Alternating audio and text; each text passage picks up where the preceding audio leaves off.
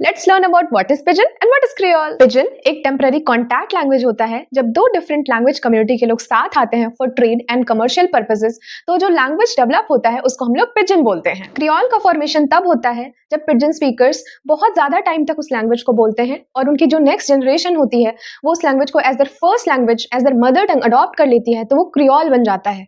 और इस प्रोसेस को हम लोग क्रियोलाइजेशन कहते हैं। एग्जाम्पल से समझते हैं। मान लीजिए कि मैं पंजाब से बिलोंग करती हूँ और मैं तमिलनाडु में ट्रेड पर्पसेस के लिए शिफ्ट होती हूँ।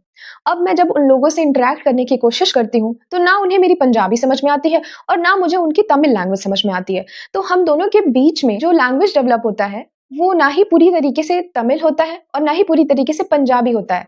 वो टूटी फूटी लैंग्वेज जो होती है, जिसका ग्रामर वो कैब बहुत ही ईजी होता है, बहुत ही सिंपल होता है और लिमिटेड होता है, उसको पिजन बोलते हैं। और जो मेरी आगे आने वाली जनरेशन है वो इस पिजन को as their mother tongue, as their first language adopt कर लेते हैं और इसके ग्रामर को और शार्पन कर लेते हैं और वो कैब को और ज्यादा एक्सपैंड करते हैं। इसको हम लोग क्रियोल कहते हैं और इस पूरे प्रोसेस को हम लोग क्रियोलाइजेशन कहते हैं। ऐसे ही और इंटरेस्टिंग वीडियोस के लिए लाइक शेयर सब्सक्राइब जरूर करें।